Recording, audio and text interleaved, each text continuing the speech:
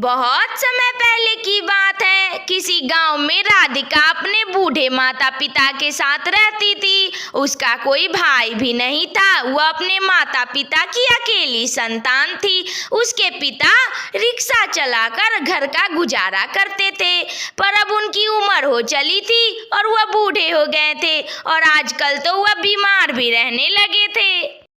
पिताजी, अब आपकी उम्र भी हो गई है और आप बीमार भी रहने लगे हैं। अब घर की सारी जिम्मेदारी मेरे ऊपर होगी।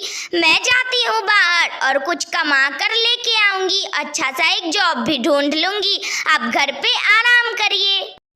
हाँ बेटी राधिका, तुम सही कह रही हो। वैसे भी आज इनकी तबीयत कुछ ज्यादा खराब है, इसीलिए तुम ही चली जाओ और कुछ अच्छा सा ढूंढ लेना काम। ठीक है माँ, मैं जाती हूँ। तुम पिताजी का ख्याल रखना। इतना कहकर राधिका काम की तलाश में बाहर निकलती है। तभी उसे सामने एक बड़ा सा हॉस्पिटल दिखता है। वह हॉस्पिटल में पहुंचती है। हेलो, मेरा नाम है राधिका। मुझे काम की बहुत ज़रूरत है। क्या आपके हॉस्पिटल में कोई जॉब है तो मुझे दे दीजिए। अभी तो फिलहाल कोई सीट खाली नहीं है, पर हाँ, सफाई कर्मचारी की एक सीट खाली है, वो भी नाइट शिफ्ट। क्या तुम कर सकती हो तो ठीक है, वरना नहीं हो पाएगा। हाँ, कोई बात नहीं, मैं वो भी कर लूंगी। कब से आना है ये बता दीजिए। कल से रात 8 से सुबह 8 तक तुम्हें काम करना होगा। मंजूर है तो कल से आ जाना। अब राधिका रोज काम पर आने लगी। एक दिन जब वह हॉस्पिटल में काम कर रही थी तो उसने 2 डॉक्टर को बात करते सुना। डॉक्टर, अपने हॉस्पिटल में नया मरीज आया है। आज रात को उसका गुर्दा निकालना है। वैसे भी इस मंथ में हम लोग 3-4 ही निकाल पाए हैं। हाँ डॉक्टर, मैं भी आपको यही बताने वाला था। आज रात को ऑपरेशन के समय हम उसके गुर्दे निकाल लेंगे। ये सारी बातें राधिका खड़ी होकर चुपचाप सुन रही थी और तभी दोनों डॉक्टर राधिका को वहां पर देख लेते हैं। छी, कितने गंदे हैं आप लोग डॉक्टर। मुझे मालूम ही नहीं था। पाप का घड़ा जल्द ही आप लोगों का भर जाएगा। देर है पर अंधेर नहीं है। भगवान सब देख रहा है, इंसान भले न देख रहा हो। आप लोग ये बहुत बुरा करते हैं। चुप लड़की, तेरा जो काम है वो काम कर। मेरे काम में अड़चन मत डाल। और हाँ, किसी के सामने मुंह मत खोलना, नहीं तो तेरा भी गुर्दा निकाल के बेच दूंगा। मैं बताऊंगी। मैं अभी ही जाकर सबको बता देती हूँ कि तुम लोग कितना पाप कर रहे हो और अभी तुरंत पुलिस को फोन करके तुम लोग को गिरफ्तार करवाती हूँ। अच्छा, तो तू सबको बता देगी? पहले बचेगी तभी तो। लगता है तुझे तेरी मौत बुला ही रही है। जा, तू भी ऊपर जा।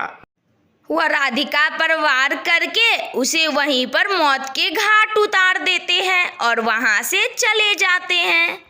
राधिका की मौत के बाद उसके शरीर से एक चुड़ैल बाहर आती है। हाँ, यह राधिका चुड़ैल ही है। मेरी क्या गलती थी जो इन लोगों ने मुझे मार डाला। बस इनकी सच्चाई क्या जान ली। इन्होंने तो मुझे मार ही डाला। इनका पाप का घड़ा भर चुका है। मैं इन्हें नहीं जीने दूंगी, मार डालूंगी मैं सभी को। मुझे अपने पिता का इलाज करवाना था, अपनी बूढ़ी माँ का सहारा बनना था, पर इन लोगों ने तो मुझे मार डाला। अब मैं नहीं छोड़ूंगी इन्हें। एक दिन जब डॉक्टर ऑपरेशन थिएटर से मरीज का गुर्दा निकालकर बाहर निकले तो उन्हें वहां पर राधिका चुड़ैल दिखी। हो गया बस, तुम दोनों के पाप का घड़ा भर चुका है। किस तरह बेदर्दी से तुम दोनों ने मुझे मार डाला। मुझे अपने बूढ़े पिता का इलाज करवाना था, अपनी माँ का सहारा बनना था, पर तुम लोगों ने मुझे मार डाला।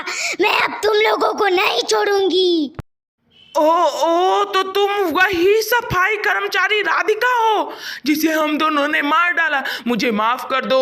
अब आज के बाद मैं कभी ऐसा काम नहीं करूंगा। मुझे मत मारो। मेरे बीवी बच्चे घर पे मेरा इंतजार कर रहे होंगे। मुझे छोड़ दो। तेरे बीवी बच्चे तेरा इंतजार कर रहे होंगे। मेरे भी बूढ़े पिता और बूढ़ी माँ मेरा इंतजार कर रही थी, पर तुम दोनों ने मुझे हमेशा के लिए उनसे अलग कर दिया। अब तुम दोनों नहीं बचोगे, तुम दोनों को मरना ही होगा। न जाने मेरी तरह तुमने कितने मासूमों की जान ली होगी, उन सब की सजा तुम्हें मिलेगी। मैं अभी तुझे मुक्त कर दिए देती हूँ। तभी राधिका चुड़ैल दोनों डॉक्टर को मार गिराती है और उसका बदला पूरा होता है और वह मुक्त हो जाती है।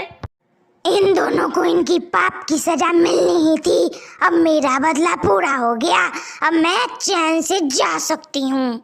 तो देखा बच्चों, पाप का घड़ा एक न एक दिन अवश्य भरता है। तो तुम्हें कैसी लगी यह वीडियो?